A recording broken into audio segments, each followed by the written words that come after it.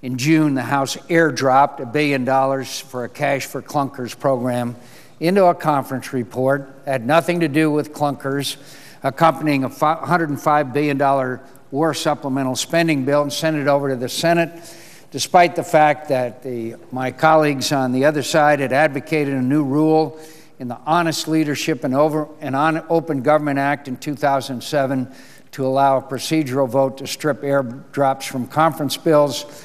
When such a vote was presented, that was voted to keep this clunker of a provision. And by the way, I hope one of my colleagues will propose a golf clubs for cash for golf clubs proposal. I've had many calls from people who have old golf clubs and they'd like to have some cash for them. As we know, it's an important national sport and important part of our economy. So I hope we'll be taking up cash for golf clubs provision here pretty soon. Look, we're spending $3 billion to subsidize car purchases from some of them from automotive companies that we own.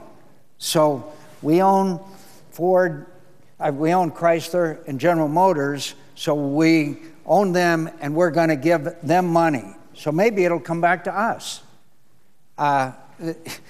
It's Wall Street Journal editorialized, this is crackpot economics. The subsidy won't add to net national wealth since it merely transfers money to one taxpayer's pocket from somebody else's and merely pays that taxpayer to destroy a perfectly serviceable asset in return for something he might have bought anyway. So here we had it stuck into a supplemental appropriations bill that had nothing to do with automobiles. And so now we find that people like free money. They like free money.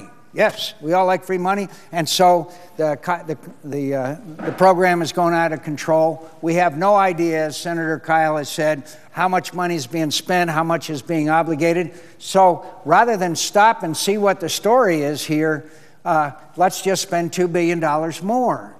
At some point, this kind of thing has to stop. We have the national debt has climbed to $11.6 trillion.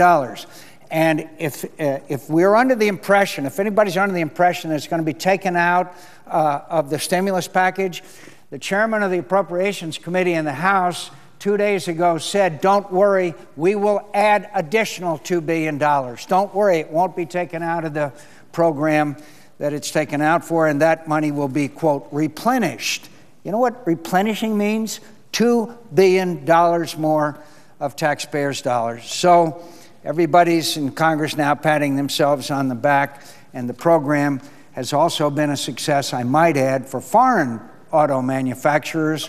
4 of the 5 top-selling cars in the program are made by foreign automakers, according to the Department of Transportation, and a success for Citibank that managed the voucher program and who's received $45 billion in federal aid. And yes, for the 484,000 Americans who have received up to $4,500 toward the purchase of a new car, except for the other 90-some million who won't take this advantage of this, who will be paying the bill. I urge adoption of the Kyle Amendment. At least we should pause and see where we are.